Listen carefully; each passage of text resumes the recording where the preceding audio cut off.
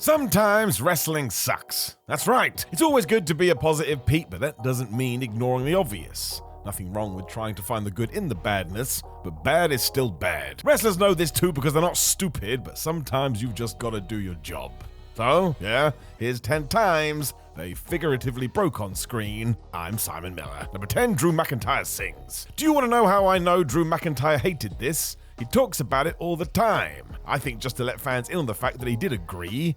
What were we doing? It was the timing mostly which sucked, as Drew had just gone to war with Roman Reigns at Clash of the Castle, which had also been spun as him trying to win the world title in his fake hometown. When he did get screwed by the bloodline, there was an audible groan because we had all bought into this and that damn Roman Reigns had done it again. That was the intended emotion, and given what was round the corner, this was actually very good.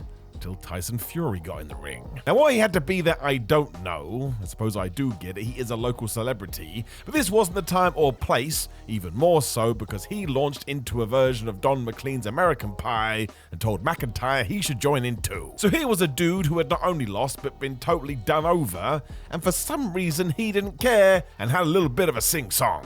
Whoops. You didn't actually need the post-interviews to know this, because just go and look at McIntyre's face. He can read the room. It was the last thing that anybody wanted, and yet here we are. Let's never do this again. Number 9, Paige's one regret. This happened at StarCast 5 when the questions got a little bit out of hand. It happens. People did want to ask Paige about the Survivor Series 2015 feud though, when she was ready to face Charlotte Flair for the Divas title. As it is WWE on the Raw beforehand, we had a contract signing to boot. Because there always has to be some madness in wrestling, after Charlotte had said she will fight every single day, the now Saraya responded with, "Your little baby brother, he didn't have much fight in him, did he?" Not such a controversial line until you learn that Reed Flair passed away in 2013.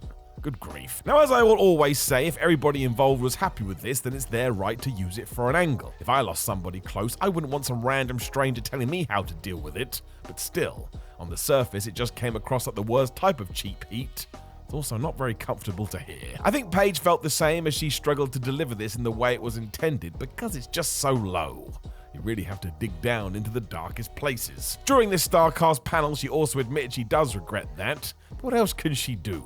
If your boss tells you to do something, you've got to do it. Doesn't make it any easier to watch. Number 8, Ricky Starks is stunned. Fightful Select once reported that Ricky Starks wasn't necessarily over the moon about some recent AEW pitches. After feuds with CM Punk and Bryan Danielson, he didn't want to team with Big Bill. And then when they finally found some traction, he didn't like the idea of Billy turning on him. I'm sure he has his reasons. When you do go back and watch this run though, there are times when Stark seems a bit perplexed about which direction he is headed. There was that back and forth with Adam Copeland where clearly they wound each other up a little bit. And after he and Bill lost the tag titles, Ricky just seemed a bit miffed. Now of course this may be revisionist history because it's out there now, with the fact Stark vanished from AEW TV in mid-2024, which was strange.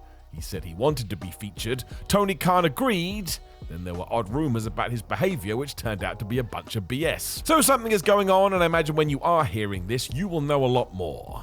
News like this never stays quiet for long, but let's get him back involved soon. Ricky Starks is really good. Number 7, Alexa Bliss tries her best. Bayley and Alexa Bliss were not treated right in 2017. They were put in the horrible position to try and redo the classic This Is Your Life segment, but my gosh, they were given the worst material. Nobody could have made it work, not even The Rock and Mankind. Poor Alexa had to start laughing about the fact Bayley still played with dolls and once won an award for sportsmanship. And no, there was no real heat here because, the fans started chanting, "What?"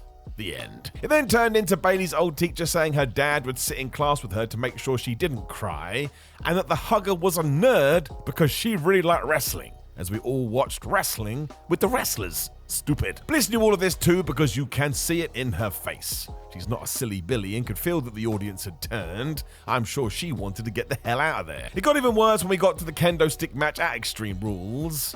As we don't have to talk about that, I'm not going to.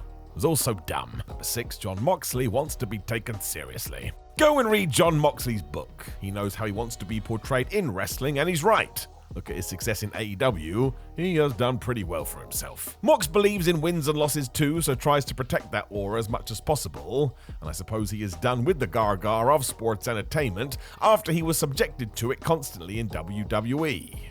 They did pigeonhole him in that area. It's no shock he doesn't want to go back. At All Out 2020, he was also scheduled to tangle with MJF, meaning on the Dynamite before we had a build to that match, and yep, Moxie fell out with Max's lawyer Mark Sterling, who was trying to stop him using the paradigm shift. Because it is wrestling, they had a match and John murdered him when he got attacked by Friedman, who beat him to a bloody pulp. The idea was that MJF should be feared. Mox, however, just isn't into this stuff, so when he was fighting the so-called lawyer, he turned to the camera and actually said, "This is terrible, terrible television." I don't think he was having a good time.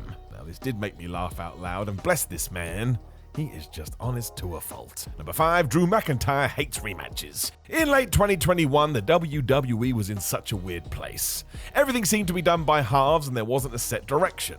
We even started doing all the rematches even after saying there would be no more title rematches. Don't worry about the maths, it will hurt your brain. It also meant we snuck in the old can they coexist storylines, including in October when Big E and Drew McIntyre were teamed up even though they were about to fight for the championship. How can they coexist? This then happened twice for no reason throughout that month. It was so similar, it was as if Vince McMahon just forgot. Maybe he did. I think Drew was banging his head against the wall too, as what did he tweet out during all of this? Well, I'm a sucker for first-time matches. That's not an accident, my friends. He knew what he was doing, and he was right. All of this was so exhausting. Number 4, Moxley wants out. Go and listen to the Talk is Jericho Jon Moxley did after he joined AEW. The man just gets it all off his chest. This included the toxic atmosphere, the humiliating creative, the instruction to mock Roman Reigns when his close friend faced another battle with leukemia. And yes, I did say that. What on earth were we thinking? This wasn't new though, because it can be traced back to when he was still Dean Ambrose, and when WWE filmed an episode of Chronicle for the network, it all started to spill out. He could not contain his disappointment on that either, as he said in no uncertain terms, "I just want to grapple, or please, for the love of everything, stop getting me to do the dumb shit." By the end of the documentary, it's half work and half very real, as he reveals that he just wants to be himself. Otherwise, who knows what he's gonna do. The key line was most definitely, "I'm not going to read some script and play out some happy little fantasy," and boy did he mean it. When WWE tried to move him back into the same position, he did not resign, and he left. Cannot say this was a bad idea. He has been on an upward trend ever since. Number 3, Becky Lynch and Charlotte Flair are seething.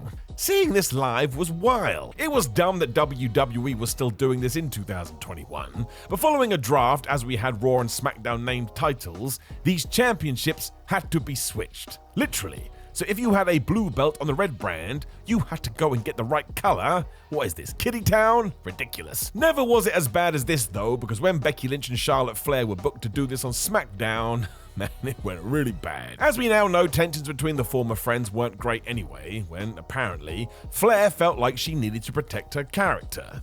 That resulted in her dropping Becky's title on the floor, even though the plan had called for Lynch to grab it and celebrate like she was Becky 2 belts again. Oh no. You can see the rage on the man's face, and apparently they got into a screaming match afterwards. The C word was even said. And no, I don't mean clown. Charlotte has it written into her smile too, and all of it is just mad. This again was happening on live TV, 2 people falling out because the angle they had to do was so daft.